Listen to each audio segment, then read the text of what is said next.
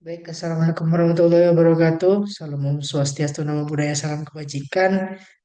Baik, kali ini saya akan menjelaskan tentang proposal skripsi saya, yaitu dengan judul Analisis Yuridis Implementasi Perda, Pajak Daerah dan Retribusi Daerah oleh saya sendiri, Rian Kurniawan, dengan NIM 4012111014. Baik. eh Di sini saya akan jelaskan tentang proposal skripsi saya. Proposal skripsi ini menganalisis implementasi peraturan daerah Provinsi Kepulauan Bangka Belitung nomor 2 tahun 2024 tentang pajak daerah dan retribusi daerah. Studi kasus ini mengkaji pemungutan pajak daerah terhadap Undang-Undang nomor 1 tahun 2022 tentang hubungan keuangan pusat daerah. Penelitian ini bertujuan untuk memahami kesesuaian dan dampak regulasi daerah terhadap pengelolaan keuangan daerah di tengah perubahan kebijakan nasional. Latar belakangnya yaitu desentralisasi dan otonomi daerah. Desentralisasi pemerintahan sangat penting bagi negara kepulauan seperti Indonesia. Memungkinkan kerjasama dan komunikasi pemerintahan yang disesuaikan dengan karakteristik budaya dan adat istiadat daerah. Otonomi daerah sebagai bentuk desentralisasi mendorong daerah untuk mengelola sumber daya demi kesejahteraan masyarakat.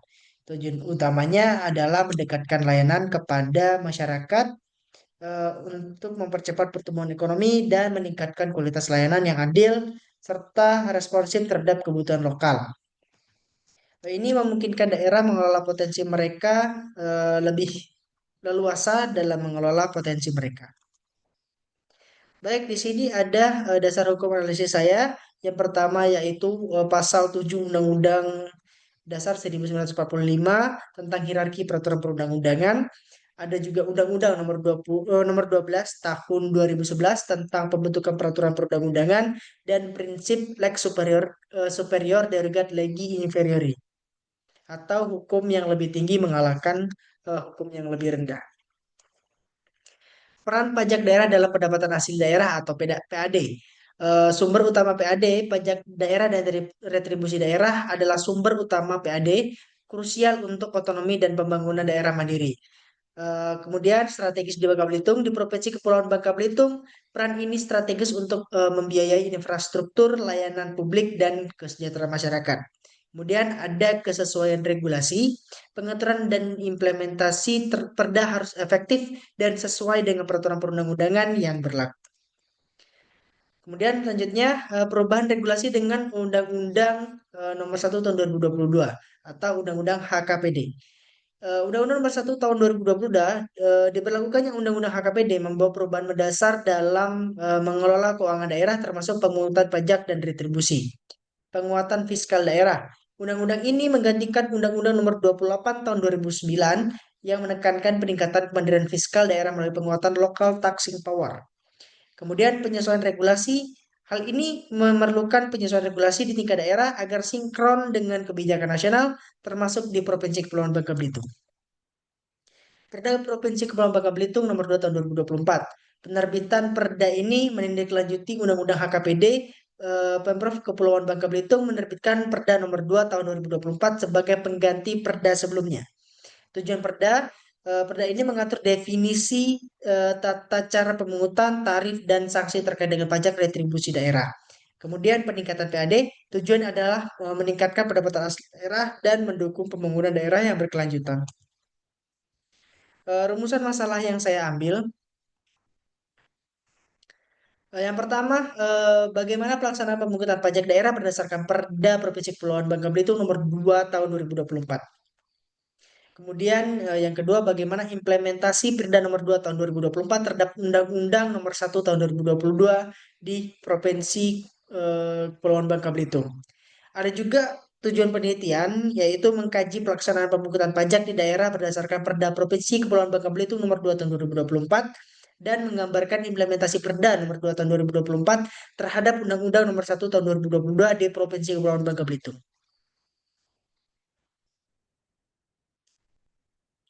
Ada juga manfaat penelitian di sini.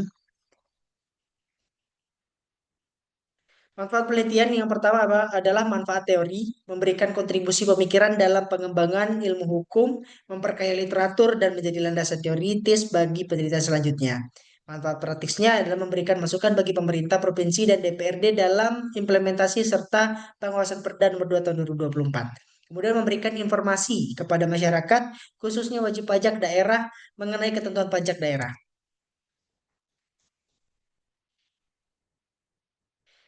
Metode penelitian yang saya ambil, yang pertama jenis penelitiannya menggunakan penelitian hukum normatif atau normatif legal research dengan pendekatan kualitatif yang mengkaji bahan pustaka dan data sekunder. Pendekatannya menggunakan pendekatan peraturan perundang-undangan, konstekstual, dan juga kasus untuk meninjau relevansi masalah. Sumber data yang saya ambil yaitu data primer dari wawancara dan data sekunder dari bahan-bahan hukum dan juga literatur yang ada di sekitar saya. Teknik pengumpulan data saya, studi kepustakaan, wawancara langsung, dan observasi praktik pemungutan pajak daerah. Matriks perbandingan regulasi kewenangan pajak provinsi. Undang-Undang Nomor 1 Tahun 2022 Pasal 15 sampai dengan 18. Ada juga Undang-Undang Nomor 28 Tahun 2009 yaitu Pasal 2 sampai 4. Peraturan Daerah Bangka Belitung Nomor 2 Tahun 2024 Pasal 3 sampai 5. Kemudian ada mekanisme transfer Pasal 45 sampai 52 dalam Undang-Undang Nomor 1 Tahun 2022. Kemudian pengawasannya Undang-Undang Nomor 1 Tahun 2022 Pasal 78 sampai dengan 85, Undang-Undang Nomor 28 Tahun 2009 Pasal 67 sampai 71, dan juga Perda Bangka Belitung Nomor 2 Tahun 2024 Pasal 80 sampai Pasal 89 sampai 92. Kenapa di sini saya mencantumkan Undang-Undang Nomor 28 Tahun 2009? Itu dikarenakan dalam Perda ini masih mengacu pada Undang-Undang Nomor 28 Tahun 2009, yaitu di Undang-Undang lama. Sistematika penulisan di bab satu saya menulis latar belakang, rumusan masalah, tujuan, manfaat, dan sistematika penulisan.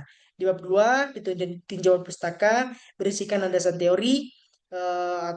Di dalamnya ada otonomi daerah, hubungan keuangan, pusat daerah, pajak, pajak daerah, implementasi kebijakan, dan penelitian terdahulu. Di bab 3 metode penelitian, ada jenis dan pendekatan, sumber data, teknik pengumpulan, dan analisis data.